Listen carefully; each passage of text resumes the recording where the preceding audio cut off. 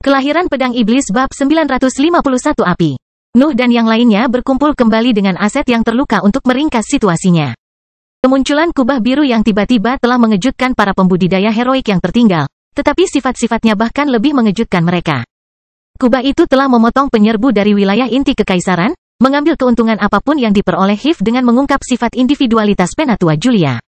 Terserah para pemimpin tentara sekarang untuk menyegel kesepakatan yang dapat menguntungkan organisasi mereka. Adapun aset lainnya, mereka menetap di daerah di sisi lain pertahanan-pertahanan. Lagi pula, distrik-distrik itu sudah menampilkan banyak tempat tinggal yang bisa mereka gunakan. Tidak ada gunanya membangun pertempuran yang buruk dengan begitu banyak bangunan yang tersedia. Tetap saja, mereka memutuskan untuk mengambil kendali distrik di dekat tembok pertahanan agar tidak memengaruhi negosiasi. Masalah itu cukup rumit karena hasil perang. Penjajah telah menang. Tetapi kekaisaran telah menempatkan mereka pada posisi di mana mereka tidak dapat maju lebih jauh. Nuh dapat menebak bahwa Penatua Julia dan para pemimpin lainnya akan kesulitan menegosiasikan persyaratan pengajuan penawaran. Namun, ada kemungkinan besar bahwa pembangkit tenaga listrik akan menyelesaikan semuanya secara pribadi, sehingga pembudidaya panggung yang solid di sana hanya akan bertindak sebagai pembawa pesan. Para pembudidaya yang terluka mulai merawat luka mereka sambil menunggu hasil negosiasi. Yang lain bahkan menyelenggarakan acara untuk merayakan akhir perang dan membicarakan keinginan mereka dalam pertempuran. Setelah para pemimpin kembali dari kubah biru, suasana di antara ketiga faksi akan kembali tegang. Perang hanya menunda berbagai investigasi yang berkaitan dengan penyergapan di pintu keluar negara Odrea, tapi tidak ada yang melupakannya. Begitu kekaisaran keluar dari kancah politik, Sarang, Dewan, dan keluarga Elbas harus menghadapi masalah yang terakumulasi selama mereka sebagai sekutu. Pasti akan ada masa damai setelah mengakhiri perang, tetapi gencatan senjata itu akan rapuh, siap runtuh pada tanda konflik pertama. Nuh tidak peduli dengan perjuangan politik yang akan datang. Fakta bahwa sekte pengejar setan dan keluarga Elbas tampaknya memiliki rahasia aliansi yang mengganggunya dari waktu ke waktu. Namun, dia tidak bisa berbuat apa-apa untuk mempengaruhi situasi, terutama jika kekuatannya tetap dalam keadaan itu. Dia telah menyadari sesuatu di medan perang. Kehebatan pertempurannya sudah melangkah keluar dari batas level cair, bahkan ketika dia tidak menggunakan senjata paling ampuh di gudang senjatanya. Kekuatan yang mampu dia ungkapkan karena banyak asetnya tidak pernah terdengar. Fakta bahwa dia adalah pencipta senjata dan kemampuan itu membuat tuntutannya semakin luar biasa. Nuh telah memahami bahwa individualitasnya menyembunyikan potensi yang tak ada habisnya. Dorongannya yang lebih besar adalah ambisinya yang tak terbatas pada akhirnya. Tidak mengejutkannya bahwa keberadaannya tidak akan membatasi kemampuannya. Namun, ada banyak pekerjaan yang harus dilakukan untuk mengekspresikan semua potensinya. Hanya energinya yang lebih tinggi yang membutuhkan percobaan yang tak terhitung jumlahnya untuk melihat seberapa jauh itu bisa terjadi. Adapun sekolah yang memadukan seni bela diri dan mantra, Nuh mengerjakannya sambil menunggu kembalinya para pemimpin. Dia tidak merasa ingin merayakannya. Menurut pendapatnya, dia telah menemui penghalang yang tidak bisa dia pecahkan, dan dia hanya menyalahkan kekuatannya. Semakin dia menaiki jajaran perjalanan kultivasi, semakin dia dipaksa untuk menghadapi monster yang telah hidup selama berabad-abad dan ribuan tahun lebih dari dia. Penjelajahan sederhana kekaisaran telah membuatnya menemukan benda-benda suci dan kehendak dewa. Aku ingin tahu apakah itu akan sama di tanah abadi, Nuh berpikir ketika dia mencoba membuat seni bela diri yang cocok dengan mantra penggabungan. Dia telah dipaksa untuk banyak mengandalkan sarang selama perjalanannya melalui barisan heroik. Itu sebagian besar tentang sumber daya dan studi, tetapi dia mendapat manfaat dari membawa spanduknya juga. Organisasi lain tidak dapat menargetkannya secara terbuka karena ada kekuatan yang sangat kuat yang mendukungnya. Itu telah memberinya waktu untuk tumbuh dan menjadi keberadaan yang mengancam seperti sekarang ini. Namun, dia tidak menyukai situasi itu. Itu bukan tentang Hiv. Dia merasa berterima kasih atas semua bantuannya, dan dia memiliki teman di antara jajarannya. Namun, batasan yang diberlakukan oleh sistem politik terus mengganggunya. Aku memikirkan ini lagi karena aku hampir mengabaikan batasan ini, pikir Nuh, menekan topik itu di benaknya. Ini bukan pertama kalinya dia memikirkan hal itu. Bagaimanapun, dia masih seorang kultivator tunggal dalam pikirannya. Dia tidak pernah dibutakan oleh kesetiaan atau iman. Dia merasa memiliki Hiv, tetapi dia tidak akan mati untuk melindunginya. Namun demikian, dia tahu bahwa keberadaan terkuat di Hiv memiliki pola pikir yang sama. Tujuan dari setiap pembudidaya yang ambisius adalah bidang yang lebih tinggi. Mengejar iblis dan yang lainnya seperti Nuh tidak akan mengorbankan organisasi mereka untuk tujuan itu atau mengorbankan diri demi organisasi itu. Mungkin itu sebabnya kita tidak bisa mengalahkan kekaisaran, Nuh menyimpulkan sebelum sensasi berbahaya tiba-tiba muncul di benaknya. Perasaan itu mengejutkan Nuh, terutama karena menghilang setelah beberapa saat, digantikan hanya oleh suasana tegang yang membebani pikirannya.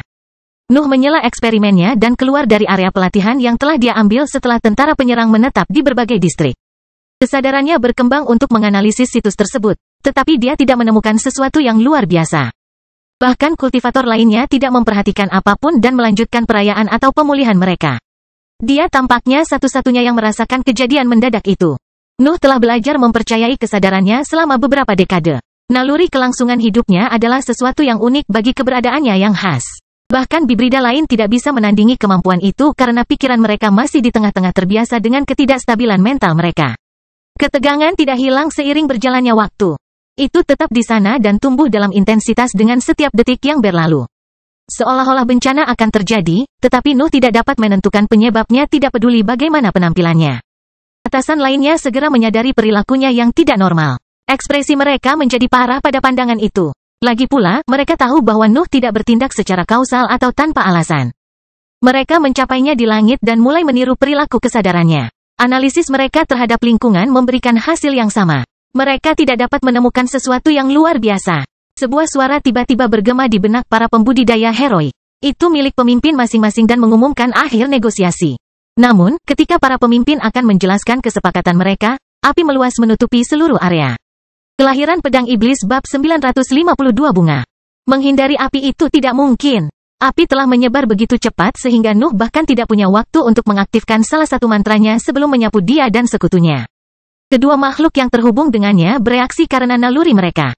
Pedang iblis dan mendengkur banyak berdebat, tetapi mereka melewati pikiran Nuh dan mengikuti naluri kelangsungan hidupnya segera setelah bahaya dalam pikirannya mencapai puncaknya. Pedang iblis bersembunyi di dalam jubahnya, dan selaput hitam pekat muncul di sekujur tubuhnya saat api menyelimuti semua wilayah di dalam tembok pertahanan kekaisaran. Mereka bahkan menabrak kubah biru, tetapi mereka tidak berhasil merusak struktur itu. Namun, berbagai distrik berantakan dalam waktu kurang dari sekejap. Mereka berubah menjadi abu begitu api menyentuh mereka, dan bahkan sisa-sisa mereka lenyap. Segala bentuk tumbuhan di tanah terbakar, dan medannya sendiri terbakar. Apa yang dulunya merupakan rumah dari organisasi terkuat di tanah fana itu menjadi tidak lebih dari tanah hitam yang penuh dengan retakan dan batu-batu besar yang terbakar. Adegan menjadi tontonan nuansa merah dengan sesekali cahaya biru dari kubah berhasil melintasi lautan api dan menyinari dunia. Laut merah tetap di tempat untuk sementara waktu. Kemudian, ditarik dan dipadatkan dalam bentuk seorang pria yang menatap kehancurannya dengan senyum puas. Ekspresinya menjadi sedikit kesal saat melihat kubah biru itu tidak mengalami kerusakan apapun, tapi senyumnya melebar saat dia melihat pasukan penyerang. Hanya ada beberapa pembudidaya yang masih berdiri di udara. Penatua Regina dan beberapa pembudidaya peringkat 5 berdiri di belakang pintu emas besar yang berhasil menyerap sebagian besar kekuatan api. Tetap saja, tubuh mereka mengalami luka bakar yang tak terhitung jumlahnya, dan beberapa dari mereka juga menunjukkan tulang yang hangus. Aktivasi pintu emas tidak disengaja. Perlindungan itu adalah item yang diberikan Dewan kepada Penatua Regina untuk mempertahankan hidupnya. Itu adalah perisai tertulis yang akan aktif dengan sendirinya jika dia menghadapi serangan mematikan. Para sesepuh di dekatnya berhasil menggunakan perlindungan yang disediakan oleh pintu emas untuk menyelamatkan hidup mereka. Namun, pembudidaya manusia dan mereka yang berada di peringkat keempat tidak seberuntung itu. Bahkan abu mereka telah menghilang dari daerah tersebut. Di sisi lain, Andrew Elbas bereaksi tepat waktu. Raksasa yang terbuat dari es telah mengepung semua aset keluarga kerajaan dan mencegah mereka dari cedera. Tetap saja, Penatua Regina merasa waktunya telah salah. Raksasa itu telah muncul bahkan sebelum datangnya api, dan Andrew tidak memiliki kecepatan berpikir yang diperlukan untuk melakukan tindakan itu tepat waktu. Raksasa itu bukanlah pertahanan otomatis. Penatua Regina dapat yakin akan hal itu karena dia merasakan gelombang kekuatan datang dari Andrew segera setelah nyala api pertama muncul. Itu adalah masalahnya dalam masalah ini. Jika akal sehatnya tidak menipunya, dia merasa yakin bahwa Andrew Elbas telah mengaktifkan item pertahanannya sebelum api mulai menyebar. Juga, raksasa es itu mampu memblokir semua api. Yang membuatnya semakin curiga. Lagi pula, item miliknya mampu menyelamatkan nyawanya, tapi itu adalah perisai generik yang dimaksudkan untuk setiap situasi. Sebaliknya, dalam kasus Andrew, raksasa es muncul dimaksudkan untuk melemahkan serangan elemen api. Pemimpin pasukan kerajaan memiliki bakat air. Tetap saja, fakta bahwa dia memiliki item yang sangat kuat yang mampu melawan elemen api terdengar terlalu kebetulan. Adapun aset Hiv, hanya Daniel, Penatua Julia, dan beberapa tetua lainnya yang masih berada di langit. Nuh, Penatua Austin, Amos, dan sebagian besar pembudidaya yang lebih lemah tidak terlihat. Mereka yang masih terbang penuh dengan luka, dan hanya Daniel yang tampak lebih baik. Dia telah mengaktifkan lambang dewa pada detik terakhir, dan cahayanya telah melindungi orang-orang di sekitarnya. Namun, dia tidak berhasil mengisi ulang item tersebut seluruhnya pada tahun-tahun itu, yang membuatnya hanya mampu mengekspresikan kekuatan yang mirip dengan peringkat ke-6. Iblis penghancur, Penatua Regina berteriak ke arah pembudidaya yang telah meluncurkan api. Beraninya kau menyerang kami setelah semua yang dilakukan Dewan untukmu? Tekanan mencekik mengikuti kata-katanya. Ravaging Demon melepaskan seluruh auranya dan menunjukkan kepada dunia bahwa dia adalah seorang kultivator peringkat 6 yang lengkap. Para penyerbu yang masih berada di langit akhirnya bisa mengerti bagaimana seorang kultivator tunggal berhasil melepaskan serangan yang begitu merusak. Dalam pikiran mereka, pembangkit tenaga listrik mampu menghancurkan seluruh wilayah dengan lambaian tangan mereka. Saya telah meminta dua hal ketika saya menyegel kesepakatan dengan Dewan, Ravaging Demon mengumumkan. Aku ingin bagian dari warisan Penatua Ilahi Tabitha dan kebebasan untuk bertindak sesuai keinginanku. Regina, aku telah mengkhianati saudara-saudariku. Kamu harus mengharapkan ini. Penatua Regina meludahkan seteguk darah dan mulai batuk setelah kata-kata itu. Kondisinya jauh lebih buruk daripada teman-temannya karena dia adalah orang pertama yang menghadapi api yang melampaui pintu emas. Dia tidak menyuarakan kutukan apapun. Dia hanya memiringkan kepalanya untuk menatap Andrew Elbas, yang memiliki ekspresi khawatir di wajahnya. Kamu bisa menghentikan aksinya, kata Penatua Regina saat darah terus mengalir dari mulutnya. Kulitnya memucat setelah upaya itu, dan dia kehilangan pijakan sesaat saat kesadarannya goyah. Namun, salah satu sesepuh di belakangnya menangkapnya dan membantu menstabilkan kondisinya. Aku di sini bukan untuk mengacaukan Dewan hari ini, kata Ravaging Demon saat dia mengalihkan pandangannya ke tempat di mana tembok pertahanan telah runtuh. Aku hanya ingin mengambil apa yang menjadi hakku. Penatua Julia dan Penatua Hiv lainnya gemetar ketika tatapan iblis menyapu mereka untuk mendarat di tempat terdekat. Mereka mengerti siapa targetnya pada saat itu, dan kesuraman muncul di ekspresi mereka ketika mereka menyadari bahwa mereka tidak memiliki kuasa atas situasi itu. Nuh telah naik ke langit sebelum para pembudidaya lainnya dan semakin jauh dari mereka ketika api menyebar. Tembok pertahanan telah runtuh di atasnya ketika api mencapai tempat itu dan fokus Ravaging Demon adalah pada puing-puing yang terbakar itu. Sebagai petinggi Hiv, para sesepuh tahu bahwa Nuh telah mengambil kembali warisan iblis ilahi, dan kata-kata iblis Ravaging masuk akal ketika mereka mempertimbangkan peristiwa itu. Pembangkit tenaga baru dari tanah fana itu ingin mendapatkan warisan dari tuannya. Setan pemerkosaan mengulurkan tangannya, dan energi mentalnya menuju puing-puing yang terbakar. Itu akan merembes melalui mereka ketika hubungannya dengan kesadarannya goyah, yang menyebarkan gelombang mental yang kental itu. Siapa dar, Ravaging Demon mulai mengutuk. Tetapi tubuhnya tiba-tiba berhenti bergerak, dan bunga putih mulai tumbuh di tangannya yang terulur. Kelahiran Pedang Iblis Bab 953 Reuni. Waktu berhenti untuk semua orang di daerah itu, dan bahkan api yang masih menempel di tanah pun membeku. Hanya bunga di tangan Ravaging Demon yang terus tumbuh. Es mulai menyebar dari bunga. Itu menutupi tangan Ravaging Demon dan meraih sisa lengannya. Namun, ketika hendak membekukan bahunya, petugas tenaga listrik itu mengepalkan tinjunya dan memecahkan kebekuan. Ravaging Demon tidak menunjukkan gangguan apapun. Sebaliknya, dia muncul dalam keadaan linglung saat ingatan lebih dari 1000 tahun yang lalu muncul kembali di dalam benaknya. Kupikir kamu sudah mati, kata Ravaging Demon bahkan tanpa menyebarkan kesadarannya untuk menganalisisnya. Tidak perlu berlindung. Aku tahu kamu melindungi bocah itu. Dua sosok muncul dari balik pertahanan-pertahanan yang runtuh mendengar kata-katanya, dan waktu mulai mengalir lagi setelah mereka berhenti di depan puing-puing yang telah menenggelamkan Nuh. The Elders of the Hiv menghela nafas lega ketika mereka melihat dua iblis tiba untuk membantu mereka. Dan Penatua Julia tidak bisa menahan anggukan ketika dia melihat bahwa Flying Demon telah mencapai tahap yang solid. Sekarang ada 3 pembudidaya peringkat 5 di panggung padat di Hiv. Dan 2 di antaranya adalah eksistensi yang telah diciptakan oleh dewa. Pasukan Dewan dan keluarga Elba menunjukkan ekspresi kaget ketika kedua iblis itu tiba.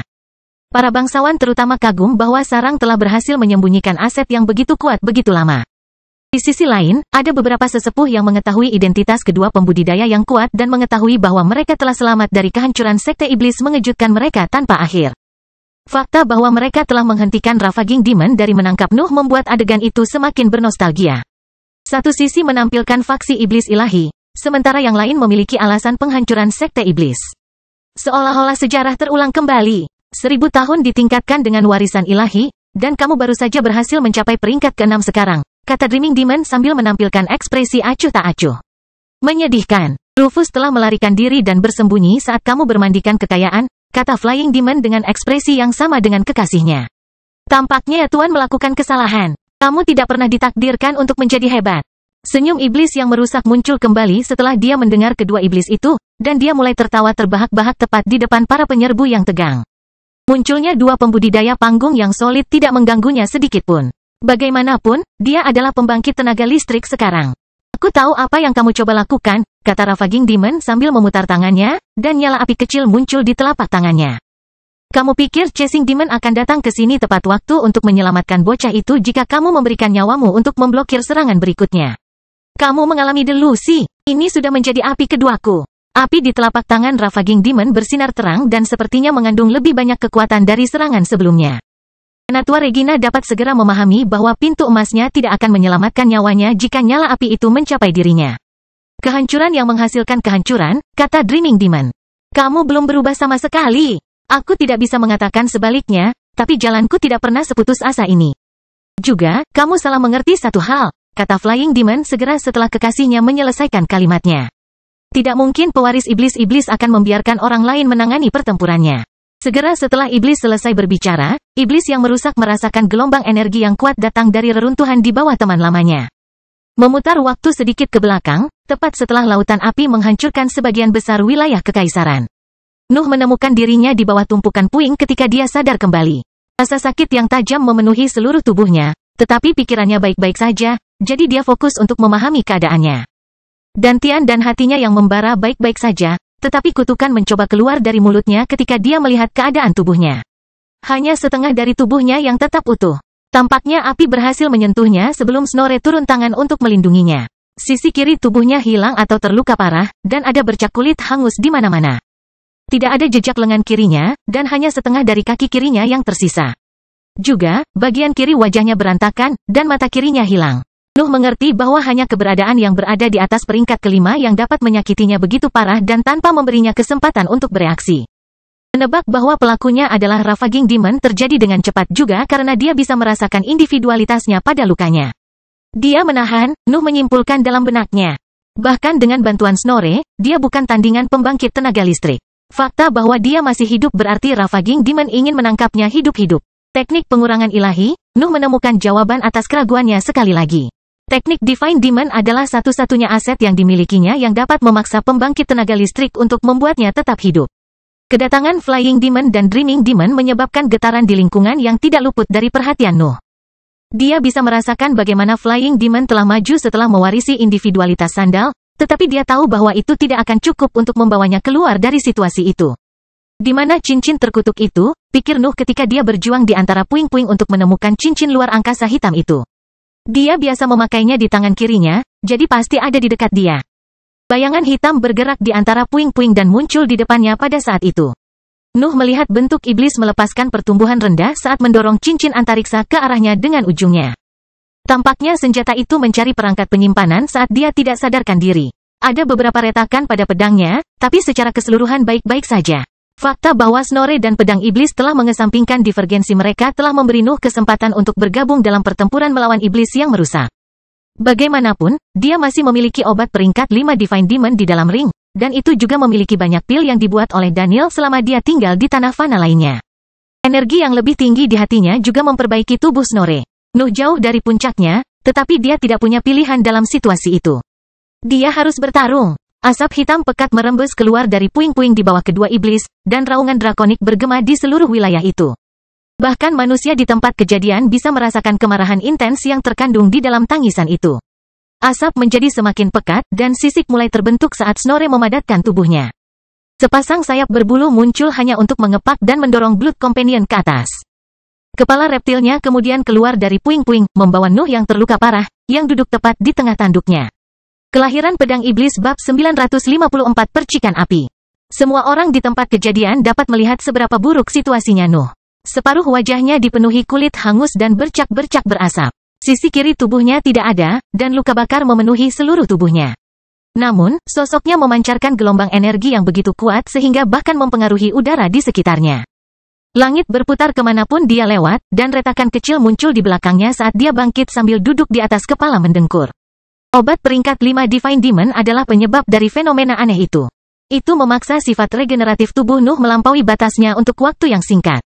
Tetap saja, dia harus menambahkan banyak nutrisi agar bisa bekerja dengan baik pada tubuh hibridnya.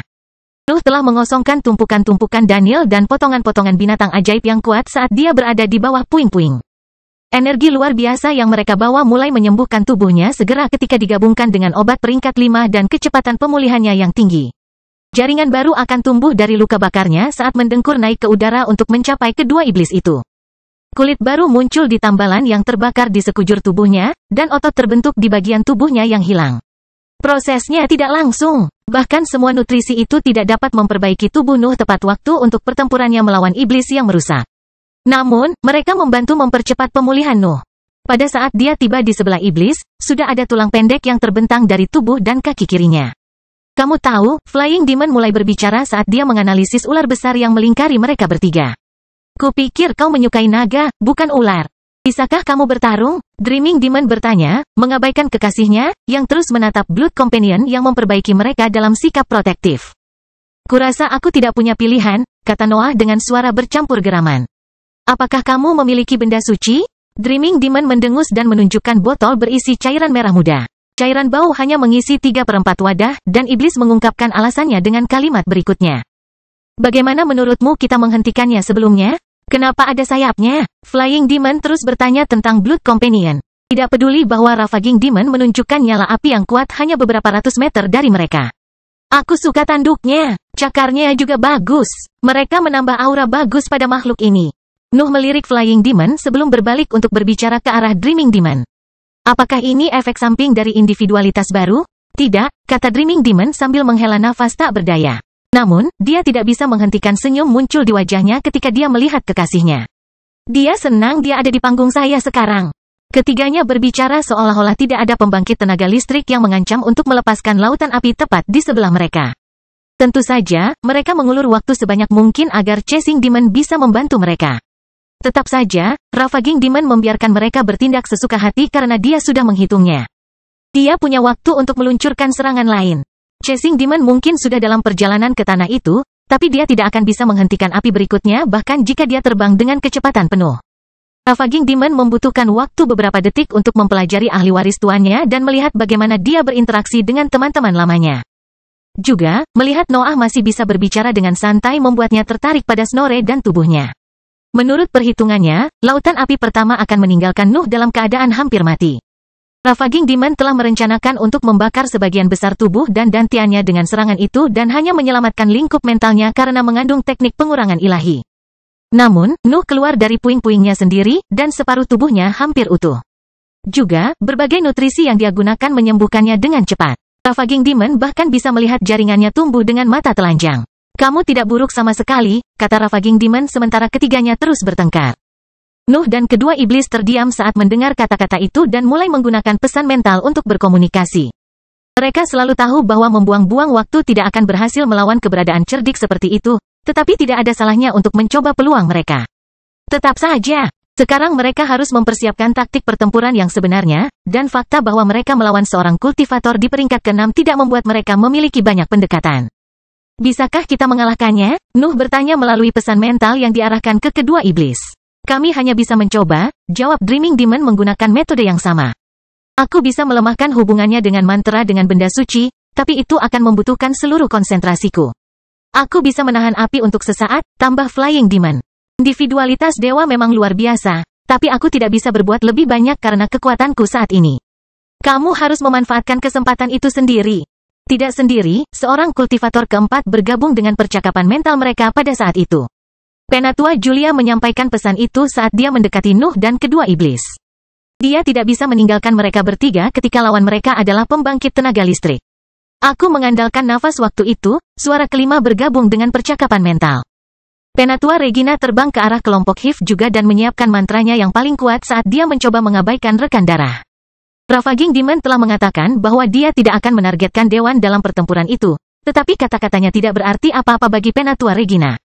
Tidak ada yang akan menghentikannya untuk beralih ke sekutu lamanya begitu dia menangkap Nuh, jadi dia memiliki peluang lebih baik untuk bertahan hidup jika dia bekerja sama dengan Hiv. Aset keluarga Elbas tidak bergerak dan tetap berada di belakang perlindungan raksasa es. June ada di antara mereka, dan dia menggunakan semua fokusnya untuk menekan kekhawatirannya pada Noah. Dia telah mengerti lebih banyak tentang fakta rahasia organisasinya. Dia tidak tahu tentang pengkhianatan Ravaging Demon, tetapi dia telah melihat bagaimana Andrew Elbaz mengaktifkan item pertahanannya bahkan sebelum api mulai menyebar. Namun, June terjebak dalam situasi itu dengan Royals lainnya. Terbukti dari ekspresi mereka bahwa beberapa juga tidak tahu tentang kedatangan iblis. Tetap saja, dia tidak bisa bertindak seperti yang dia inginkan di sana. Andrew akan mencegahnya pergi bahkan jika dia ingin membongkar kedoknya. Kamu tidak bisa mengalahkanku, tidak peduli berapa banyak semut yang bergabung denganmu, kata Ravaging Demon ketika dia melihat para pembudidaya datang membantu Nuh. Lakukan saja kalau begitu, kata Noah dengan pesan logam sambil mengangguk ke arah Dreaming Demon. Aku akan menggunakan sesuatu yang bisa menembus api. Saat dia mengatakan itu, awan hitam menumpuk di langit, dan untaian asap korosif mulai keluar dari tubuhnya. Kemudian, percikan api berderak di tanduk Snorre. Kelahiran Pedang Iblis bab 955 siap. Asap korosif dari bentuk iblis Nuh menyebar ke seluruh tubuh Snorre, dan suara gemeretak dari percikan api yang mengalir melalui tanduknya semakin meningkat.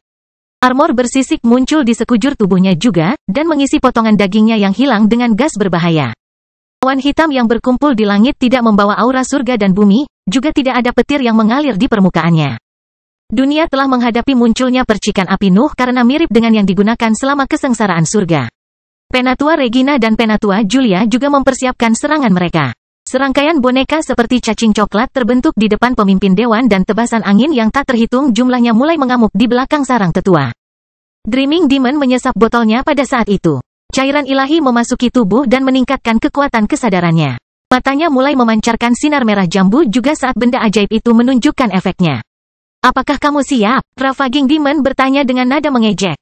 Dia telah menunggu lawannya mempersiapkan semua serangan mereka karena dia merasa perlu membuktikan bahwa dia layak untuk peringkat ke-6. Lagi pula, kata-kata iblis tepat sasaran. Ravaging Demon tidak berhasil mencapai peringkat ke-6 sendirian bahkan jika dia telah melakukan segala daya untuk meraih keuntungan sebanyak mungkin. Mengkhianati masternya dan sekte iblis tidaklah cukup, dan bahkan Penatua Ilahi Tabitha tidak membantu perjalanan kultivasinya. Sebaliknya, murid terlemah Divine Demon telah berhasil mencapai level terakhir dari jajaran heroiknya sendiri, melampaui Ravaging Demon lebih dari 1 abad. Ravaging Demon menganggap peristiwa itu sebagai perubahan terhadap individualitasnya. Dalam benaknya, dia adalah satu-satunya pembudidaya yang layak disebut iblis. Jadi, dia harus membuktikan bahwa dia lebih unggul dari para pembudidaya yang masih mengikuti ajaran Divine Demon. Dia harus menunjukkan kepada dunia bahwa pengkhianatannya adalah pilihan yang tepat. Ravaging Demon tidak menunggu jawaban saat itu. Getaran menyapu api kecil di tangan sebelum meluas dengan kecepatan tinggi ke segala arah. Nuh dan yang lainnya tidak bisa bereaksi tepat waktu terhadap penyebaran api. Kecepatan mantra di peringkat ke-6 bukanlah sesuatu yang bisa dilihat oleh mata dan pikiran mereka, terutama saat mereka begitu dekat dengan iblis pemerkosa. Namun, benda suci itu meningkatkan pikiran Dreaming Demon. Itu membuatnya bisa merasakan serangan yang masuk dan mengganggunya. Udara di sekitar pembudidaya peringkat 5 bergetar sesaat saat kesadaran iblis mimpi memengaruhi hukum di dalamnya. Ruang yang sama mulai tunduk pada keinginannya dan bertindak sesuai keinginannya. Gelombang mentalnya akhirnya mencapai lautan api yang datang untuk mereka. Kehancuran yang terkandung dalam api begitu kuat sehingga beberapa pikiran Dreaming Demon terbakar ketika mereka mencoba mempengaruhi strukturnya. Tetap saja, dia pada akhirnya akan meresap ke dalam mereka dan mengubah tujuan mereka.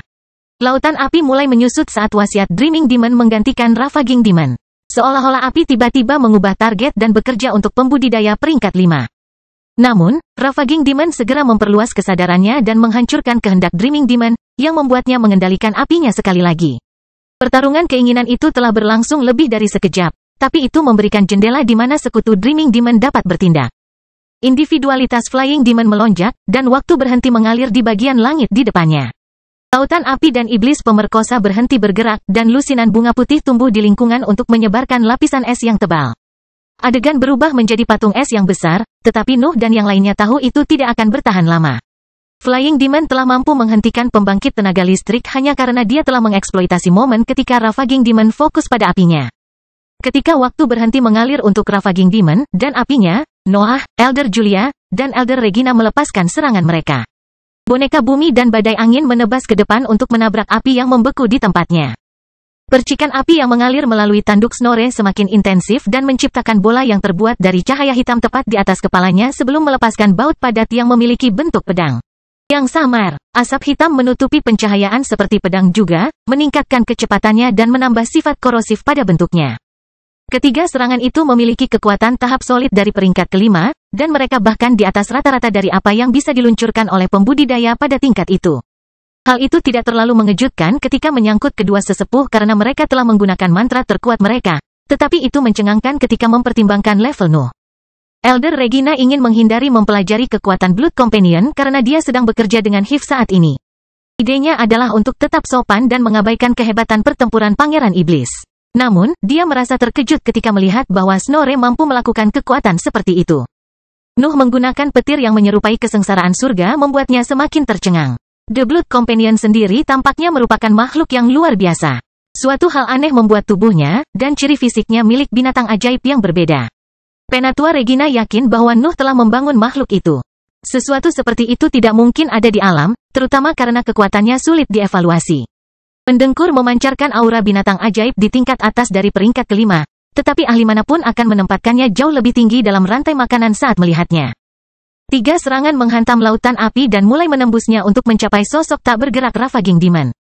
Serangan iblis telah banyak melemahkan kekuatan api, tetapi ketiga mantra itu masih berjuang untuk bergerak melalui api yang membeku. Itu hanya normal. Pembangkit tenaga listrik tidak akan begitu luar biasa jika beberapa kultivator peringkat 5 bisa mengalahkan mereka saat bekerja sama. Bahkan satu di bagian bawah peringkat ke-6, seperti Ravaging Demon, berada di liga yang sama sekali berbeda dalam hal kekuatan belaka.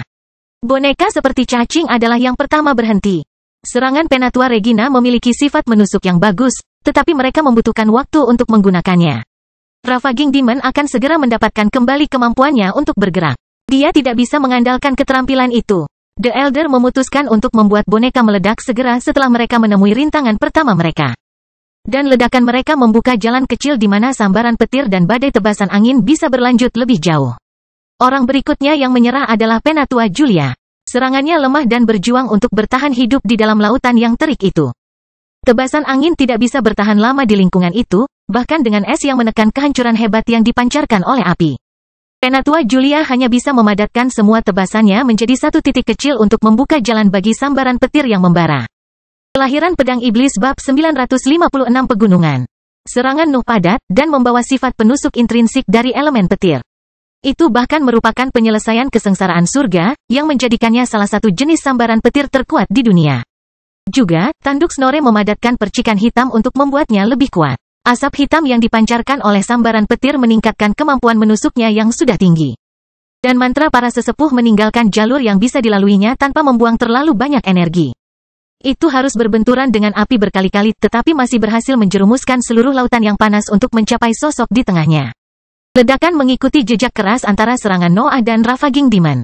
Es yang menyebar di area yang membeku dalam waktu hancur pada saat itu dan awan besar yang terbuat dari korosi secepat mungkin dari pembuatan tenaga listrik. Lautan api menyebar saat membebaskan diri dari es Flying Demon.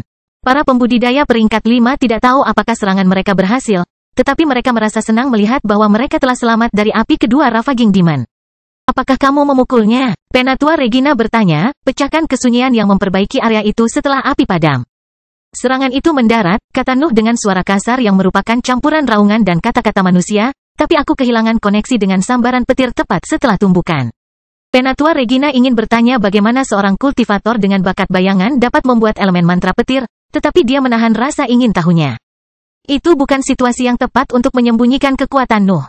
Kelompok itu akhirnya beralih ke Dreaming Demon yang kesadarannya masih berada di bawah pengaruh cairan merah muda. Mereka berempat bisa menggunakan gelombang mental mereka untuk menyelubungi area di dalam awan hitam juga, tapi mereka tidak berani mengekspos diri mereka ke peringkat 6 pembudidaya. Lagi pula, Ravaging Demon memiliki kesadaran masyarakat di peringkat ke-6. Kultivator yang lebih lemah harus berhati-hati saat berinteraksi dengan pikiran dari keberadaan yang begitu kuat. Pembangkit tenaga listrik bisa mengalami serangan mental atau menggunakan gelombang mental superiornya untuk mengejutkan mereka yang mencoba menyelidikinya. Di antara mereka yang ada di tempat kejadian, hanya Dreaming Demon yang dapat menyelidiki statusnya tanpa mengambil risiko cedera. Gelombang mental Dreaming Demon telah mulai menjangkau area yang dipenuhi asap korosif bahkan sebelum tatapan 4 pembudidaya tertuju padanya. Namun, serangkaian api tumbuh dari awan hitam dan membakar gas, mengungkapkan sosok Ravaging Demon. Pembangkit tenaga listrik masih tersenyum, tapi ekspresinya tidak sebahagia sebelumnya. Juga, bagian atas jubahnya tercabik-cabik, dengan hanya beberapa helai yang terurai di ikat pinggangnya. Ada lubang besar di bahu kirinya, dan lengannya tidak jatuh hanya berkat sehelai kecil kulit yang menempel di badannya. 5 kultivator telah berhasil melukai iblis yang merusak, tetapi lukanya tidak serius. Itu tidak akan mempengaruhi kecakapan pertempurannya. Namun, adegan yang mengikuti kemunculan kembali pembangkit tenaga listrik merusak suasana hati para kultivator peringkat 5. Bahu iblis yang merusak berubah menjadi api yang tetap di tempatnya selama beberapa detik sebelum memadat lagi dalam bentuk bahu yang sangat sehat. Setan sekarang tampak baik-baik saja, dengan hanya jubahnya yang rusak untuk menunjukkan bahwa serangan Nuh telah mengenai dia. Nuh dan yang lainnya mengungkapkan ekspresi jelek. Mereka dapat mencoba menyerangnya lagi karena Dreaming Demon tidak menghabiskan item sucinya selama serangan terakhir. Namun, hasilnya akan sama. Mereka sudah menggunakan serangan paling kuat mereka pada akhirnya. Teknik pengurangan ilahi membuat Nuh menganalisis semua kemungkinannya dalam waktu kurang dari sekejap. Dia mengevaluasi berbagai jenis rencana pertempuran, dan bahkan ada beberapa yang termasuk peledakan cincin antariksa miliknya. Namun demikian, semuanya mengarah pada kesimpulan yang sama. Nuh dan keempat sekutunya akan mati begitu Dreaming Demon menggunakan semua cairan merah mudanya. Para iblis dan sesepuh memiliki pemikiran yang sama. Mereka mempertimbangkan dan mengevaluasi setiap rencana pertempuran yang muncul di benak mereka. Tetap saja, tidak ada jalan keluar dari situasi itu. Kekuatan belaka dari pembudidaya peringkat 6 membuat setiap trik menjadi sia-sia. Perbedaan level mereka terlalu besar.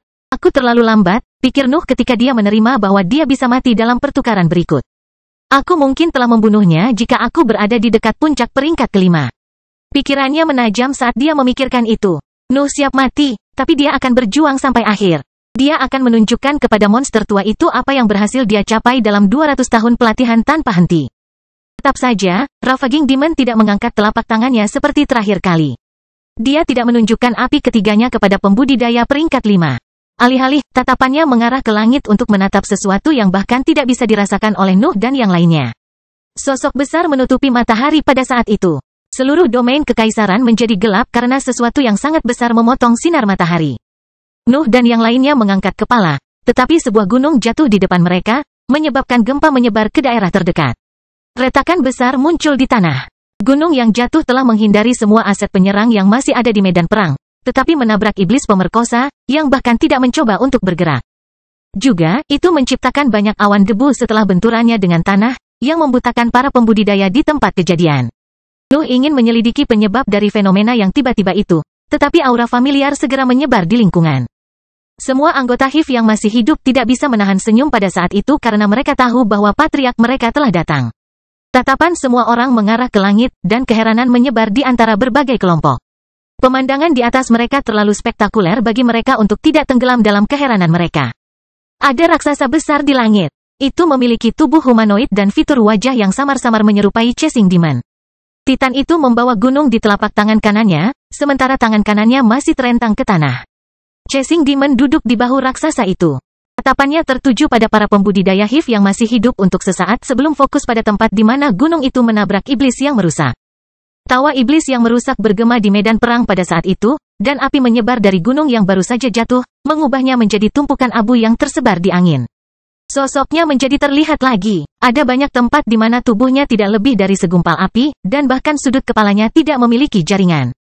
Kamu membesarkan mereka dengan baik, kata Ravaging Demon sambil menunjukkan senyum arogannya sekali lagi. Mereka telah berhasil memanfaatkan satu-satunya kesempatan mereka untuk bertahan hidup. Mereka tidak akan memiliki kesempatan lain kali. Chasing Demon mendengarkan kata-katanya tetapi tidak menjawab. Sebaliknya, dia mengendalikan Titan untuk meluncurkan gunung kedua ke arahnya. Kelahiran Pedang Iblis bab 957 berkumpul. Nuh dan yang lainnya mundur ketika mereka melihat Titan besar itu melemparkan gunung kedua ke arah iblis yang merusak. Mereka akhirnya bisa melarikan diri sekarang karena Chasing Demon ada di sini. Siapapun yang akan memenangkan pertempuran itu, tidak ada keraguan dalam set pikiran HIV. Ravaging Demon hanyalah pembudidaya peringkat 6 yang baru maju yang bahkan beberapa ahli di peringkat kelima telah berhasil memukul. Sebaliknya, Chasing Demon telah hidup lebih dari 1 abad sebagai pembangkit tenaga listrik. Patriarch of the HIV bahkan memiliki boneka ilahi yang diambil di dimensi terpisah sandal. Fakta bahwa dia telah mencapai peringkat ke-6 saja juga merupakan bukti dari bakat superiornya. Aset lain dari sarang mundur ketika mereka melihat Nuh dan tetua terbang di sisi lain dari pertahanan-pertahanan yang hancur. Para ahli dewan melakukan hal yang sama, dan mereka berhenti di dekat 5 orang yang telah melawan pembangkit tenaga listrik. HIV dan dewan telah membentuk aliansi diam-diam dalam menit-menit singkat itu. Fakta bahwa keluarga Elbas mungkin bekerja sama dengan faksi Ravaging Demon menjadikan mereka berdua sekutu alami. Juga, mereka adalah organisasi yang paling banyak kalah dalam serangan mendadak Ravaging Demon. Semua pembudidaya manusia dan ahli di peringkat keempat telah pergi. Mereka menderita korban bahkan di antara mereka yang berada di peringkat kelima. Kehilangan itu bisa menempatkan keluarga Elbas langsung di puncak negeri fana itu. Aliansi antara sarang dan dewan tampak wajib dalam situasi itu. Bahkan ada landasan untuk kerjasama di masa depan. Jika Chasing Demon menang, Royals hanya akan memiliki peringkat kultivator 6 di pihak mereka. Mencaplok sisa-sisa sekte Ravaging Demon tidak akan membantu keluarga Elbas mengambil posisi organisasi terkuat karena akan memiliki dua musuh yang kuat di dekat perbatasannya. Tanpa perlindungan dewa, itu hanya bisa menyebabkan perjanjian yang lambat dan konstan dari pasukan musuh. Royals akan berakhir seperti kerajaan sandal, bahkan jika dengan batasan yang lebih sedikit. Aset keluarga Elbas juga ingin mundur untuk menghindari penderitaan akibat gelombang kejut yang dilepaskan dalam pertempuran antara dua pembangkit tenaga listrik. Namun, ada ketidakpercayaan pada para ahli HIF dan Dewan. Kedua belah pihak tidak tahu apakah mereka akan bertarung dalam situasi itu. Namun, mereka terikat untuk berdiskusi setelah mereka berkelompok lagi, yang hanya akan menimbulkan konflik. Sebuah tumpukan kayu melonjak dan menghancurkan gunung kedua. Setan pembinasa muncul di antara abu dan api yang masih ada di sekelilingnya, tetapi tubuhnya dalam kondisi yang buruk. Hampir seluruh tubuh bagian bawahnya telah berubah menjadi api, dan hal yang sama berlaku untuk setengah dari kepalanya. Jelas bahwa dia menggunakan mantra pertahanan yang kuat, tetapi dampak dari pegunungan telah mempengaruhinya. Potongan daging menggantikan api setelah memadat, tetapi proses itu tidak terjadi pada semua lukanya. Kepalanya sembuh total, tetapi tubuh bagian bawahnya berjuang untuk kembali ke bentuk aslinya. Hanya satu kaki yang muncul kembali, sedangkan yang lainnya masih dalam bentuk berapi-api. Kehidupan ini, Ravaging Demon berbicara sambil melirik Titan besar yang tinggi di langit. Apakah itu berasal darinya? Bagaimana bisa seorang iblis begitu peduli pada orang lain? Chasing Demon tidak menjawab, tetapi sedikit kesedihan muncul di ekspresinya. Namun, ingatannya tidak menghentikannya untuk meluncurkan serangan lain. Titan itu mulai turun, meninggalkan Patriarch of the HIF di udara. Tubuhnya yang sangat besar jatuh dari langit dan menambah kecepatan saat itu ditujukan untuk Ravaging Demon. Angin kencang mulai bertiup akibat gerakan wayang.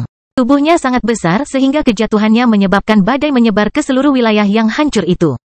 Tubuhnya yang coklat perlahan berubah menjadi merah karena gesekan dengan udara meningkatkan suhunya. Dalam status tersebut, Titan menyerupai meteorit dengan bentuk humanoid yang siap membunuh makhluk hidup apapun di tanah. Aset heroik di tempat kejadian menunjukkan ekspresi khawatir, dan bahkan Nuh mulai mundur saat melihatnya. Jatuhnya Titan mirip dengan bencana alam. Ada kemungkinan seluruh wilayah tidak akan selamat dari serangan itu. Dia bahkan terluka. Dia belum menyerap semua nutrisi di dalam dirinya, tetapi itu tidak akan cukup untuk menyembuhkan tubuhnya sepenuhnya. Nuh perlu istirahat untuk menstabilkan dirinya, dan menghadapi peristiwa besar seperti itu hanya akan memperburuk kondisinya. Royals mundur juga pada saat itu.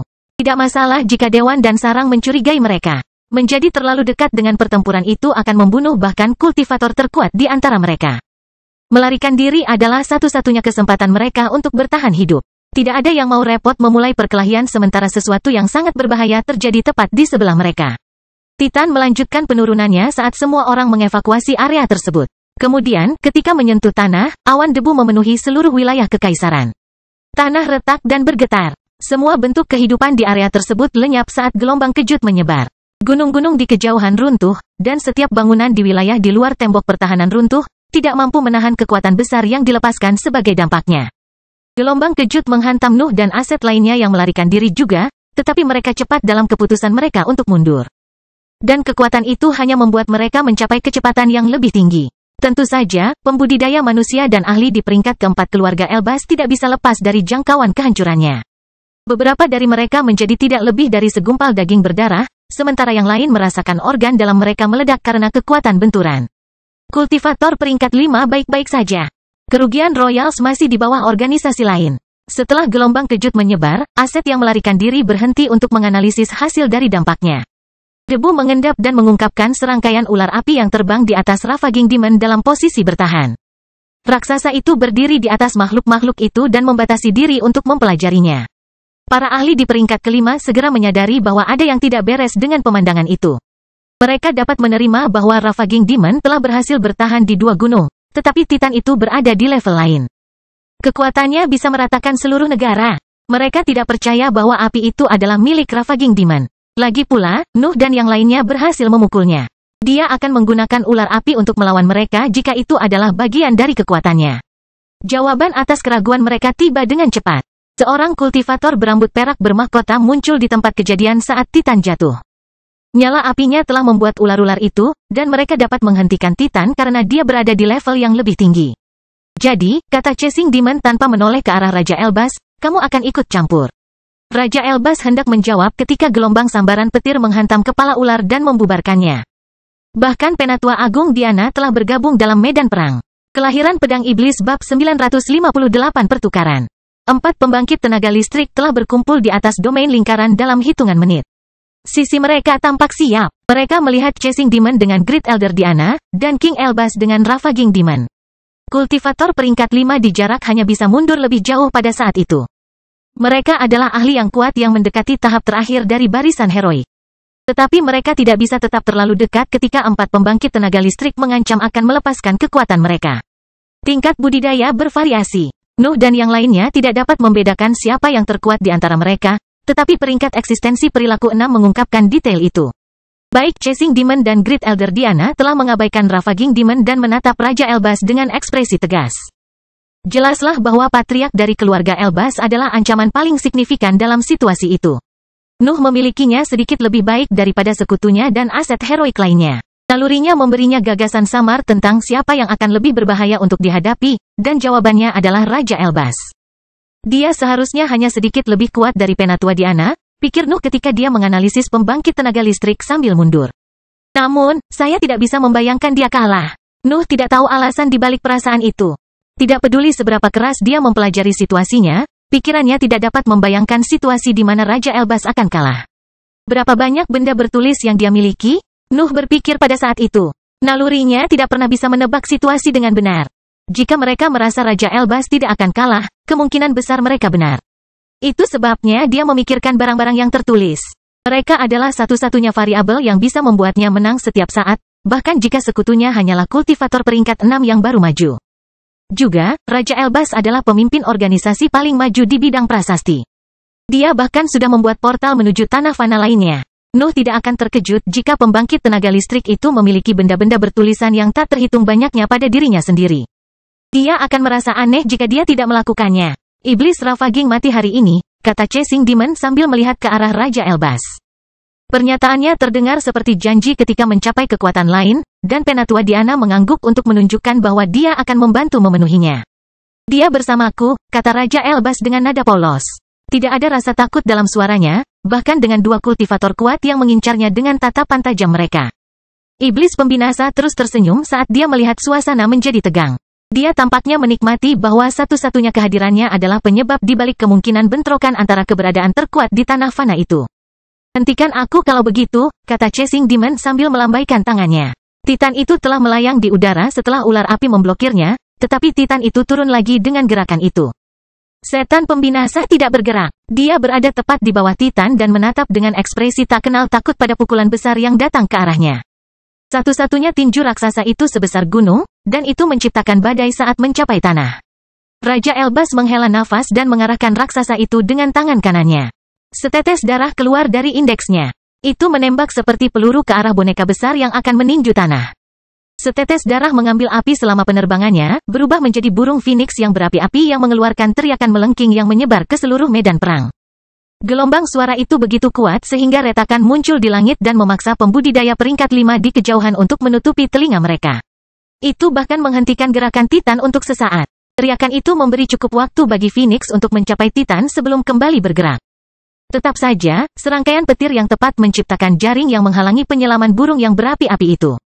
Titan itu bergerak lagi dan menyelesaikan serangannya, meninju tanah tempat Demon Ravaging berdiri. Karena interupsi, raksasa itu tidak dapat mengekspresikan kekuatan penuhnya, tetapi pukulannya tetap menciptakan celah yang dalam. Namun, api segera menyebar dari retakan di tanah dan berkumpul di udara untuk mengambil bentuk Ravaging Demon sekali lagi. Tubuhnya tampak baik-baik saja saat itu, tetapi kulitnya pucat. Sepertinya dia tidak sembuh tetapi hanya memulihkan bentuk aslinya. Nuh menghafal setiap adegan yang dia lihat dari posisi aman yang dicapai selama retretnya. Pembangkit tenaga adalah makhluk seperti dewa yang mampu menghancurkan seluruh wilayah dengan mantra sederhana di matanya. Juga, mereka tampak sangat sulit untuk dibunuh. Setan yang merusak adalah yang terlemah di antara mereka, Tetapi setan pengejaran hanya bisa melukainya dengan 3 serangan. Phoenix meledak menjadi api kecil yang tak terhitung jumlahnya pada saat itu. Mereka terbang menuju tempat-tempat kosong di jaring petir dan mencoba melewati penyumbatan Penatua Diana. Namun, sambaran petir kecil keluar dari sambaran petir yang membuat jaring dan mengarah ke api kecil. Mantra Raja Elbas tidak memiliki peluang untuk bertahan di bawah serangan itu, dan semua apinya lenyap dalam beberapa detik. Raksasa itu mengangkat kepala humanoidnya, dan sebuah retakan muncul di bagian bawah wajahnya berbentuk mulut. Dari sudut pandang Ravaging Demon, seolah-olah tebing besar terbentuk tepat di bawahnya. Serangkaian boneka kecil keluar dari mulut Titan. Mereka adalah versi raksasa yang lebih kecil dan hanya 2 kali ukuran manusia. Namun, mereka memiliki tubuh yang lebih gelap, yang menandakan adanya fitur metalik dalam struktur mereka. Ravaging Demon melihat 30 atau lebih boneka melayang di udara dan mencoba mengepungnya dalam formasi pertempuran mentah. Masing-masing dari mereka mengeksekusi gaya bertarung yang berbeda, meski gerakan mereka kikuk. Tetap saja, mereka adalah boneka yang memancarkan kekuatan peringkat ke-6. Iblis bisa menebak bahwa mereka bisa meledak untuk melepaskan energinya. Namun demikian, melarikan diri dari mereka bukanlah suatu pilihan, terutama karena jaring petir memblokir jalan di atas. Ravaging Demon memutuskan untuk melepaskan api ketiganya. Lautan api meluas dari telapak tangannya dan menelan boneka dan raksasa. Serangkaian ledakan mengikuti penyebaran api. Boneka meledak ketika tubuh mereka mulai tidak stabil, dan mereka menciptakan badai puing dan pecahan logam yang mengamuk di dalam api. Titan itu berdiri tegak di tengah lautan api. Api iblis yang merusak tampaknya tidak dapat melukainya, dan apinya hanya membuat tubuhnya menjadi merah karena meningkatkan suhunya. Laut akhirnya surut, dan bahkan Ravaging Demon yang lebih pucat muncul kembali. Dia memakai ekspresi lelah, tapi senyumnya masih di tempat seolah-olah mengejek segala upaya untuk membuatnya tunduk. Raksasa itu mengangkat tangannya untuk meraihnya ketika dia mengembalikan material. Tetapi Raja Elbas menghela nafas lagi dan menggunakan jarinya untuk membuat luka panjang di bagian belakang lengan bawahnya. Kemudian, dia mengayunkan lengannya, dan tebasan tak terlihat memotong jaring dan lengan Titan. Kelahiran Pedang Iblis bab 959 Or. Nuh butuh beberapa saat untuk memahami bahwa tebasan Raja Elbas tidak terlihat. Darah yang keluar dari lengan bawahnya telah terbakar selama serangan itu dan telah menciptakan api dengan sangat cepat sehingga tidak ada pembudidaya peringkat 5 di tempat kejadian yang dapat. Jaring yang terbuat dari petir hancur begitu celah menyebar di permukaannya. Percikan jingganya tersebar di udara saat tautannya hancur. Meski begitu, retakan terus muncul di area langit itu bahkan setelah mantranya hilang. Tebasan itu bahkan memotong lengan Titan yang jatuh ke tanah, menciptakan rangkaian gempa bumi lainnya. Ravaging Demon berhasil melepaskan diri dari cengkeramannya sebelum menghantam medan, dan dia telah berubah menjadi serangkaian api yang terbang ke arah Raja Elbas. Chasing Demon bertindak dan mengendalikan raksasa itu sehingga mulutnya mengarah ke api yang keluar. Bagian dalam Titan mulai bergetar pada saat itu. Gelombang kejut kental keluar dari mulut dalam bentuk teriakan rendah, yang langsung mencapai targetnya. Jejak api bergetar saat teriakan hantaman mereka. Sebagian besar dari mereka berjuang untuk menahan serangan itu hanya untuk membubarkan diri di udara. Api yang bertahan memadat menjadi sosok Ravaging Demon, yang memiliki banyak bagian tubuh yang hilang. Kedua lengannya tidak terlihat, dan dia hanya memiliki kaki kirinya. Setengah dari pinggangnya juga telah hilang, dan semua lukanya mengeluarkan darah dalam jumlah besar bahkan jika Brad-nya mencoba untuk menutupnya. Juga, tidak ada nyala api yang muncul untuk membangun kembali bagiannya yang hilang. Ravaging Demon berdarah untuk pertama kalinya sejak awal pertempuran, dan dia tampaknya tidak mampu menahan lukanya. Serangan terhadapnya tidak berhenti di situ. Penatua Agung Diana mengarahkan kedua indeksnya ke arah iblis yang terluka, dan percikan api kecil keluar dari mereka. Serangan itu terdiri dari petir kecil yang mampu terbang lebih cepat dari tebasan Raja Elbas. Lubang muncul di tubuh Ravaging Demon saat sambaran petir menghantamnya. Tekanan yang disebabkan oleh serangan tanpa henti memaksanya untuk melakukan manuver mengelak. Tetap saja, mereka hanya berhasil membatasi jumlah kerusakan yang dapat ditimbulkan oleh Patriark Dewan. Baut petir itu terlalu cepat dan kecil. Ravaging Demon tidak bisa menghindarinya bahkan dalam bentuk apinya, dan serangan Raja Elbas tidak cukup tepat untuk mencegat serangan itu. Council dan Hive akhirnya menang dalam pertempuran itu.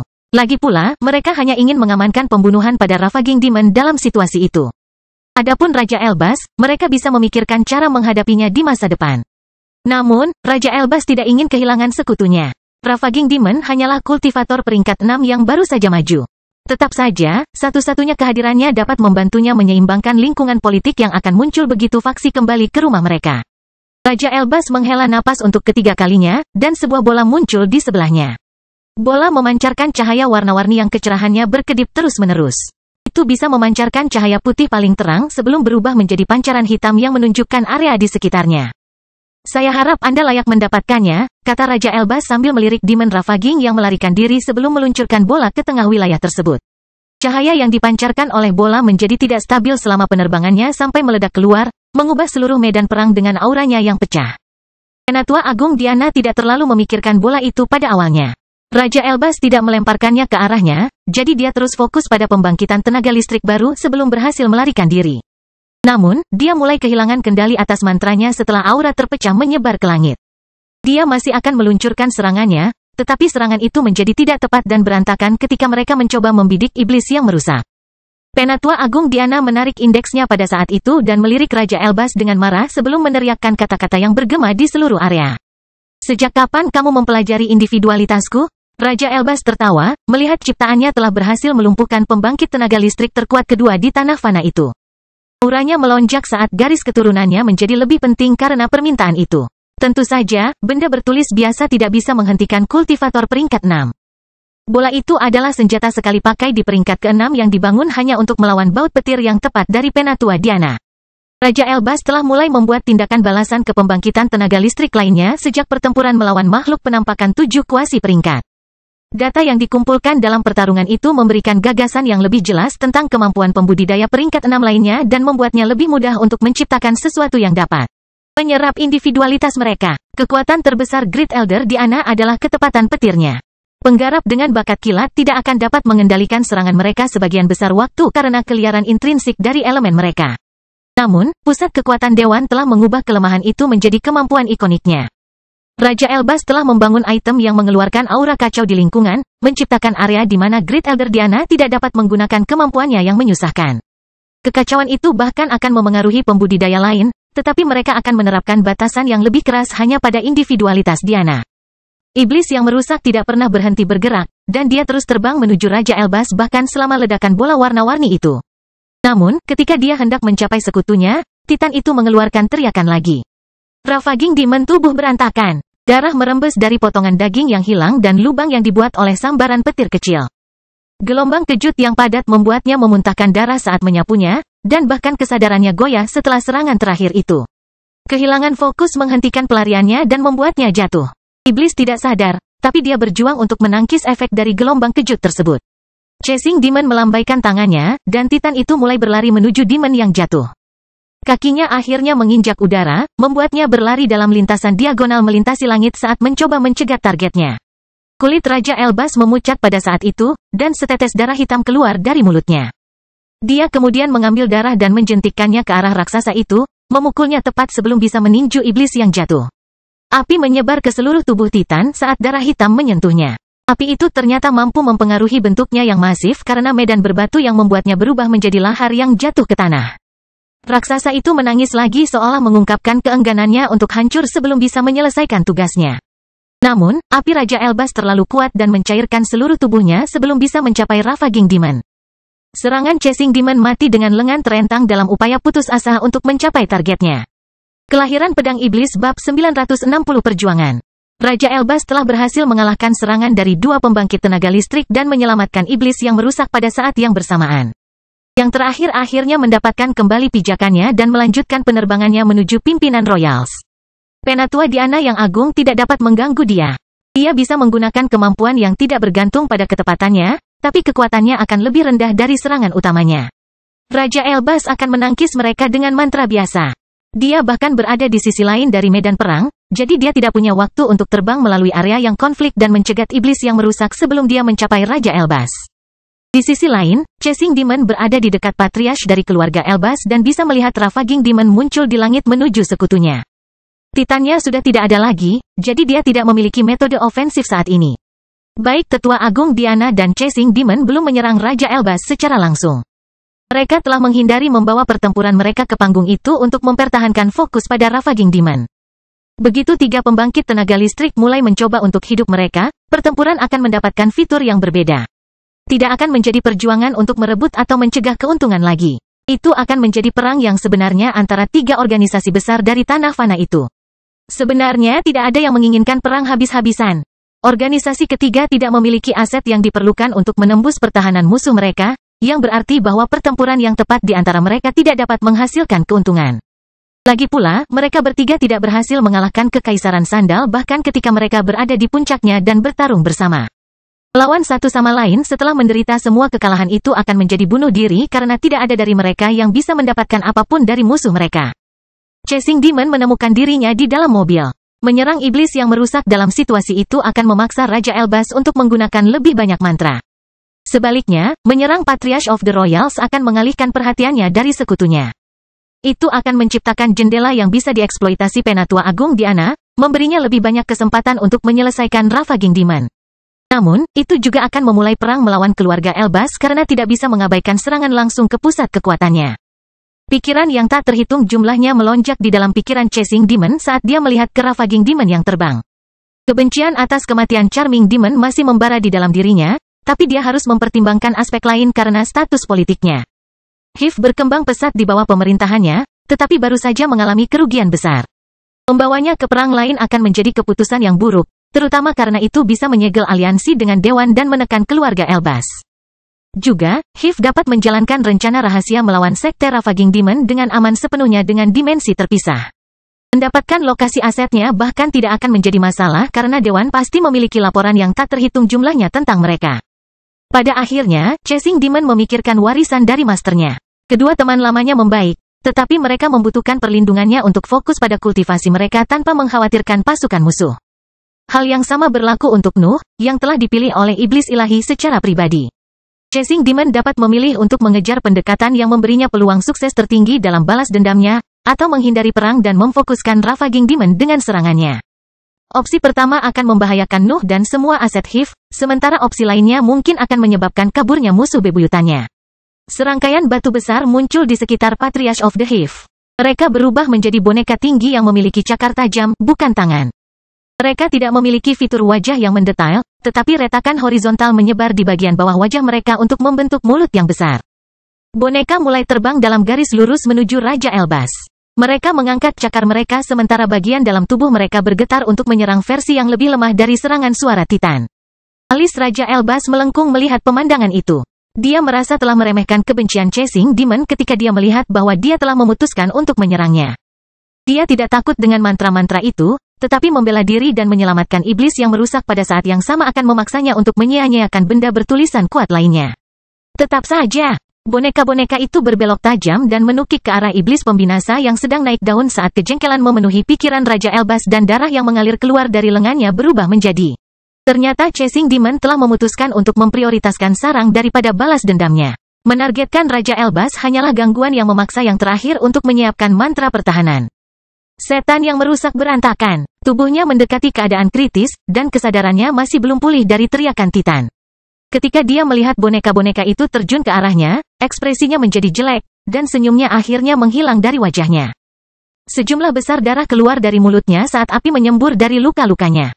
Sepertinya dia mengabaikan keadaannya untuk mengubah dirinya menjadi api untuk menghindari serangan yang masuk.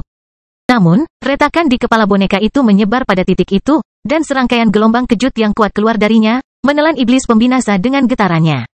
Iblis melihat apinya hancur berantakan, dan serangan suara membuat bola mentalnya berjuang untuk mempertahankan kendali atas nafasnya.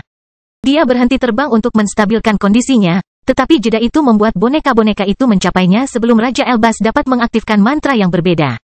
Boneka-boneka itu menebas dengan cakar mereka, yang hancur begitu mereka menembus kulit iblis yang merusak. Tungkai berbatu mereka terbakar saat bersentuhan dengan isi perutnya, tetapi mereka berhasil menimbulkan lebih banyak luka. Raja Elbas menekan kutukan ketika dia melihat bahwa Ravaging Demon mempertaruhkan nyawanya. Boneka tidak akan terlalu berbahaya dalam situasi normal, tapi sekutunya sudah mendekati batasnya. Api yang terakumulasi di sekelilingnya berubah menjadi burung api kecil yang terbang untuk membantu Ravaging Demon.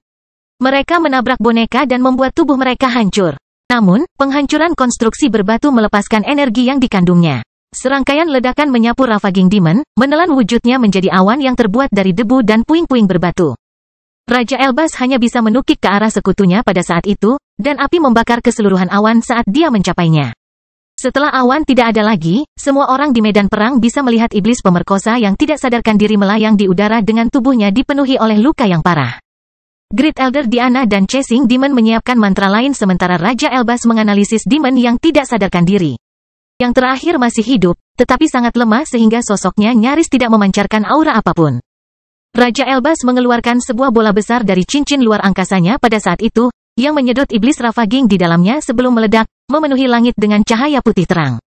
Saat cahaya menyebar, Demon Ravaging yang pucat dan sadar berdiri tepat di sebelah pembangkit tenaga listrik keluarga Elbas.